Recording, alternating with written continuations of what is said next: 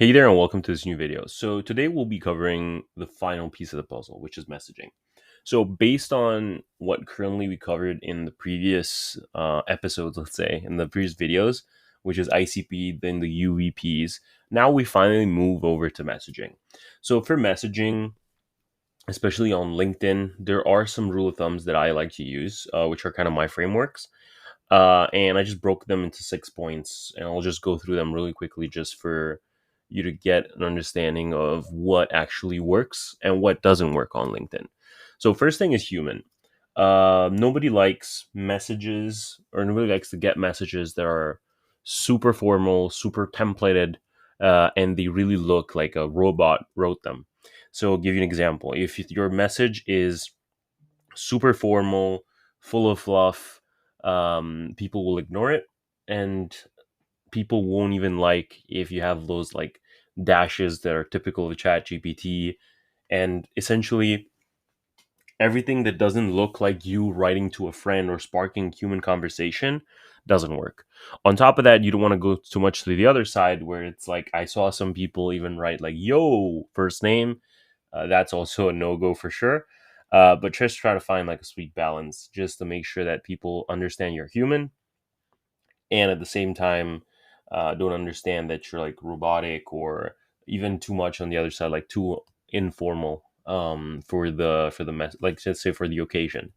Second thing is keeping the messages short, because if your message is too long, people will most likely ignore it because your message is kind of breaking through their routine, breaking through their meetings, breaking through anything, even through their like LinkedIn usage, because they'll see your notification.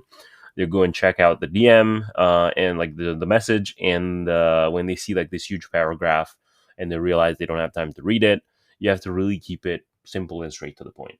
So it's like, hey, first name, I noticed this problem. Do you notice this as well? Instead of having, hey, first name, I'm 20 years in the industry because I work at this company. We're specialized in this, and that. We've done this and this, like so, like a biography. Basically, that's a no go. Fourth thing is a personalization. This goes back to the human point, which is basically the fact that you should have some sort of personalizations that can even go beyond, and she should go beyond first name. So typical personalizations are like first name, company name, um, job title, what the company sells, what the company sells to, like who the company sells to, so like their ICP.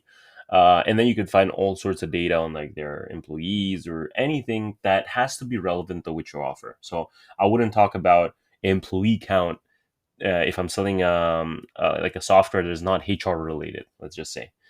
So yeah, or maybe like even if my offer has, I don't know, like X amount of seats, I would not be talking about employees unless that case. And at the same time, you don't want to over personalize, because personalization is also bad if you abuse it. I like to think of it as salt. So a little bit is good, too much is going to make the dish uneatable.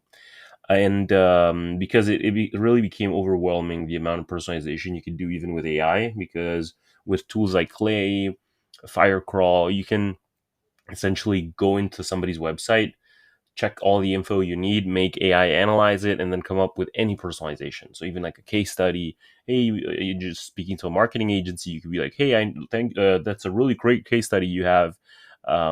It would be great that you could get more of them. Blah blah blah blah. That's a good one. But I wouldn't like overuse them, because sometimes you can either get a lot of mistakes, or you can get too creepy, let's say, with your messaging, and that basically hurts your first impression with them. Fifth point is about them, meaning there are too many messages that are just being sent regarding only the product itself. It's never about the prospect. So it's like, hey, I have this solution. It does this, and that. And it's just like pitching your offer without even barely asking anything about the person or addressing the person at all. Your messages should like actually not talk about your product, but rather just talk about them and how potentially your product could solve their problems. So you're talking about your product, but is mostly like 10% of the message, while the other 90% is you talking about them, their issues, and how you could solve that. Because then you put it into a value framework. You don't put it in. You don't put it into the logical spectrum. So it's like it's not logical in terms of, hey, yeah, my product does this, this, and that, and then the prospect's like analyzing, but then he doesn't have time to analyze and go logical, so he'll probably ignore it. Instead, if you're just talking about his problems straight away, is like, hey, companies that we talk to are facing this, this, and this error, like this problems. Do you face them as well? And then you get him thinking, saying like, yeah, I do. And then that's how you spark the conversation. So it always has to be about them.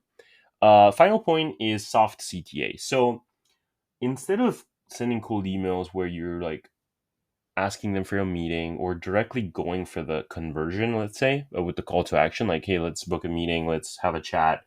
Is it worth a chat, and so on and so on. What you want to do with this one is basically the goal of LinkedIn is to spark a conversation with somebody, just because once that person accepts your connection, he's going to be part of your network. So even if you just spark a conversation with a human, it is good because he's going to stay in your network. Meaning, if not now, in the future, he may need your service or product. So it's always better rather than on like email. The other hand, you just have to go for it because there is no like social network behind it that makes it basically makes it have sense to kind of nurture the person. So on LinkedIn, it's kind of a different approach where you should always end. I like to call them soft CTAs, which essentially is like an open-ended question. Basically, instead of like going like first message, hey, do you want to have a chat? Or it's like, do you also face this problem? Or is it something that you're considering to do inside your company? Those open-ended questions are always the best because it gets the prospect thinking, and that's what you want. You want to get the prospect thinking. You want to make him curious. You want to make him understand that you know their issues. That's the kind of language that really makes a message really good. So that's why basically soft CTA spark a conversation. It has to be just the beginning, although it may be more time consuming in terms of not going directly for like one pitch slap per prospect, like just saying, hey, I do this, I do this, I do this. Everybody's kind of fed up of like getting these kind of messages, and it's very unique just to spark conversations. Because the second you spark them, you're essentially talking to them, making sure that they're in your network. So even if they don't convert, they know you're there.